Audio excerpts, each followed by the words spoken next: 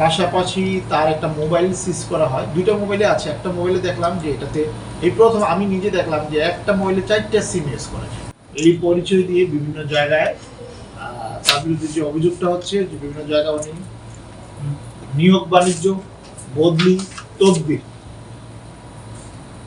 সে যেহেতু সে ওই পরিচয় দিয়ে যে বলে যে আমি এই জায়গায় আছি, আপনাদের যদি কোনো নিয়োগ থাকে আমি এটা করে দিব, বদলি যদি কারো দরকার হয়, কঠিন বদলি আমি করে দিতে পারবো, এই ধরনের। এবং তাকে আমরা মানে সিকোয়েন্সটা হচ্ছে যে এই ধরনের একটা অভিযোগ এসেছে।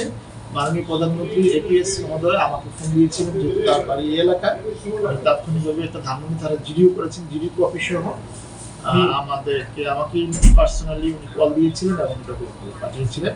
তো আমরা আমাদের যে তদন্তের যে পদ্ধতি আছে, আমরা এই তদন্ত পদ্ধতি অবলম্বন করে তাকে আমরা গতকাল রাত প্রায় 11টা তাকে ধরতে সক্ষম হই এবং তার সাথে আলামত হিসাবে সে একটা প্রেস লেখা এরকম একটা গাড়িও জব্দ করা হয়।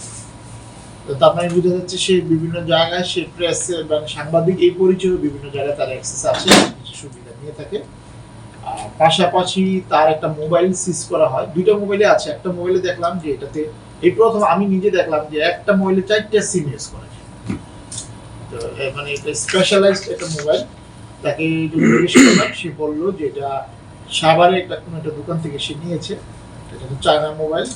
এবং এই মোবাইলটা মানে বিশেষত্ব হচ্ছে যে এইটা আপনার টাওয়ার, মানে কোন টাওয়ার ইউজ হচ্ছে নর্মালি, মানে ধরেন আপনি যে মোবাইল ইউজ করি, যে এলাকায় থাকি, আমাদের কিন্তু টাওয়ার শু করে যেটা এই টাওয়ার বা এই এরিয়াতে আছে। তার এই মোবাইলটাতে যেটা দেখলাম টাওয়ারটা শু করে।